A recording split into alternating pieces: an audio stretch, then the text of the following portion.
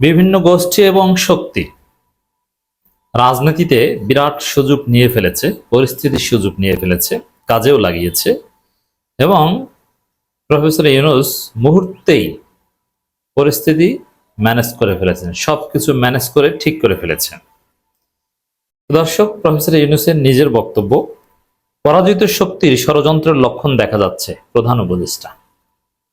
What does it মিন? এর মানে এই কথাটা কোথায় বলেছেন? রাজনৈতিক দলগুলোর সাথে বৈঠক করার পর পলিটিক্যাল পার্টিগুলোর সাথে ধাপে ধাপে বৈঠক করছেন মাননীয় প্রধান উপদেষ্টা। প্রথমে 4টা রাজনৈতিক দলের সাথে বৈঠক করেছেন। অনেকে ক্ষুব্ধ হয়েছিলেন যে বাংলাদেশি দল কি 4টা, এবং 4টাকে বড় দল হিসেবে কিসের ভিত্তিতে বিবেচনা করেছে, নানান কথা। কিন্তু না, মাননীয় প্রধান উপদেষ্টা সব দলের সাথেই বৈঠক করলেন। গুরুত্বপূর্ণ উল্লেখ করার মতো সব দলের সাথেই বৈঠক করেছেন। এখানে যদিও এখানেও প্রশ্ন উঠছে যে এনসিপি কে কিসের ভিত্তিতে গুরুত্বপূর্ণ দল হিসাবে দাওয়াত দেওয়া হলো, তাদের তো নিবন্ধন নেই, ইত্যাদি ইত্যাদি। কিন্তু এটা আমি মনে করি অবান্তর প্রশ্ন গণ অধিকার পরিষদের। কারণ এনসিপির যে সামাজিক মর্যাদা, তাদের যে সোশ্যাল তাসির, এটা অন্য বিএনপি, জামাত এদের পরেই তাদের অবস্থান। তাদের যে ফিগার্স গুলো রয়েছে, হাসনাত, সার্জিস, নাহিদরা, এরা আইকনিক ফিগার। এদের একটা ফেসবুক পোস্টে বাংলাদেশে তোলপাড় হয়ে যায়। অথবা আপনি অনিবার্য বাস্তবতা এড়াতে পারেন না।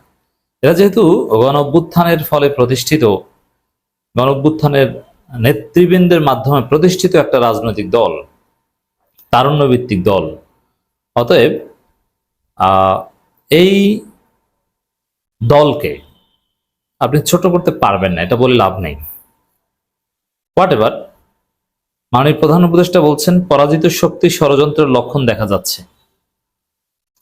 অলরেডি ষড়যন্ত্র কিছুটা করেছে। তাহলে কি বোঝালো সরকার? এই যে সচিবালয়ের ভিতর ঢুকে আন্দোলন, মাইলস্টোনে বাড়াবাড়ি, এবং স্পষ্ট অনেক অডিও ফাঁস হয়েছে, ভিডিও ফাঁস হয়েছে, অনেক ছাত্রলীগ গ্রেপ্তার হয়েছে, যারা এই আন্দোলনের মধ্যে ঢুকে স্যাবোটাজ করতে চেয়েছে। নিষিদ্ধ ঘোষিত সংগঠন ছাত্রলীগ। দর্শক, তো এগুলো সব তাদের কাজ, বা তারা এখানে ঢুকেছে। কাজটা মূলত শিক্ষার্থীদের, কিন্তু তারা ওখানে ঢুকে তাদের রাজনৈতিক ফায়দা হাসিলের চেষ্টা করেছে, সরকারকে অস্থিতিশীল করা বা বেকায়দায় ফেরার চেষ্টা করেছে। কিন্তু রাজনৈতিক দলগুলোর সাথে ধারাবাহিকভাবে বৈঠক করে এবং বিষয়টা বুঝতে পেরে পুলিশও পদক্ষেপ নিয়েছে, অনেক ছাত্রলীগ গ্রেপ্তার হয়েছে, এবং সব রাজনৈতিক দল ফ্যাসিবাদের বিরুদ্ধে আবার তাদের ঐক্যের কথা জানিয়ে দিয়েছে। এর মধ্য দিয়ে মুহূর্তের মধ্যেই পরিস্থিতি ম্যানেজড হয়ে গেল। আমাদের কাছে সব তথ্য আছে। ছাত্রলীগ দেশব্যাপী সেই সচিবালয় উত্তাল আন্দোলনকে কেন্দ্র করে মাঠে নামার পরিকল্পনা করেছিল এবং দেশব্যাপী নির্দেশনা দিয়েছিল সব জায়গায় রাস্তাঘাট অবরোধ করো, শিক্ষা উপদেষ্টা পদত্যাগ, মানে যে কোনো একটা ইস্যু, এটাকে কাজে লাগাও।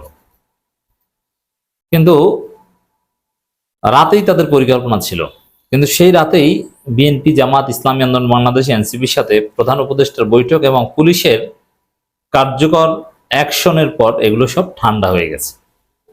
তার পরের দিন আরো 13টা দলের সাথে, 13 দল ও জোটের সাথে প্রধান উপদেষ্টার বৈঠকের পর বাকিটা ঠান্ডা হয়ে গেছে। এবং এখান থেকে আওয়ামী লীগ, ছাত্রলীগ পিছু হটেছে যে না, আমরা সাধারণ শিক্ষার্থীদের যে আন্দোলনকে পুঁজি করে বিশৃঙ্খলা করতে চেয়েছি, সেটা সম্ভব হচ্ছে না, যে যেখানে আছো পালাও। এটা হচ্ছে আওয়ামী লীগ, ছাত্রলীগের সর্বশেষ স্ট্যান্স।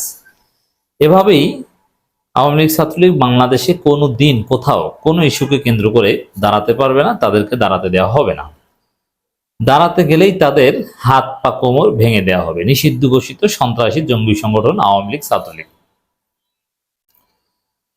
তারা চাইবে, তবে মনে রাখতে হবে যে বেশি দিন চাইবে না।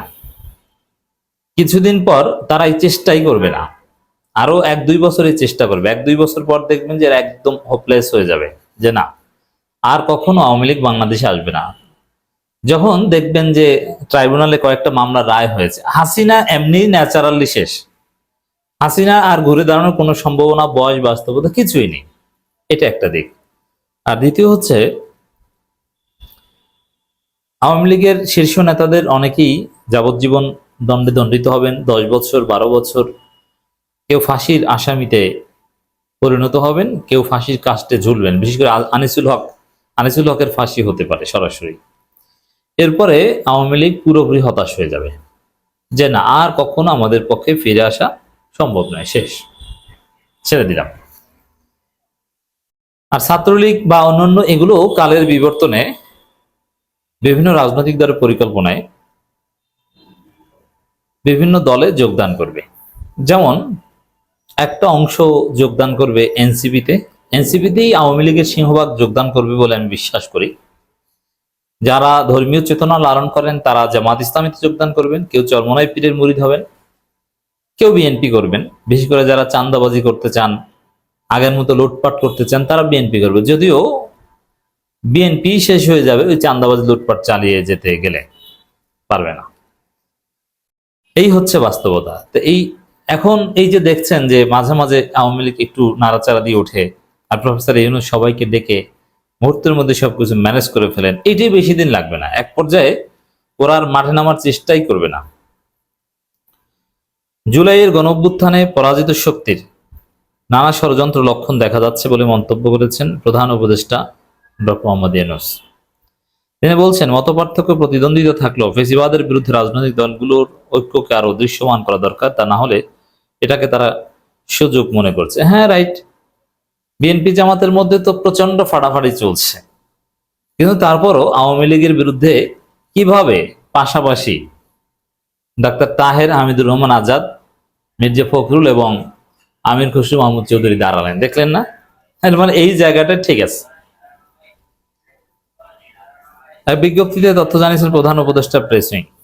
বৈঠকে পরাজিত শক্তির নানা ষড়যন্ত্রের কথা উল্লেখ করে ডক্টর মোহাম্মদ ইউনূস বলেন, এক বছর যেতে না যেতেই পরাজিত শক্তির নানা ষড়যন্ত্রের লক্ষণ দেখা যাচ্ছে। জুলাই অভ্যুত্থান 1 বছর আমাদের আয়োজন ছিল সব রাজনৈতিক দলকে একসঙ্গে অতীতে স্মরণ করা।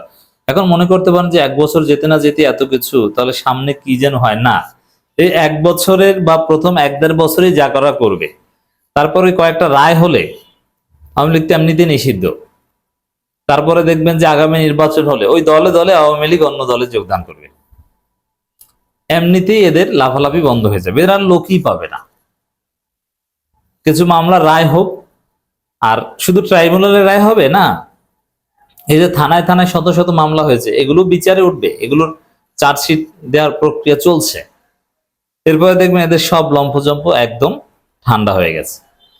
অতএব 1 বছর যেতে না যেতেই যে অঘটন ঘটানোর চেষ্টা করছে, এগুলো সবকিছু ম্যানেজড হয়ে যাচ্ছে, এটা আমাদের জন্য সুখবর।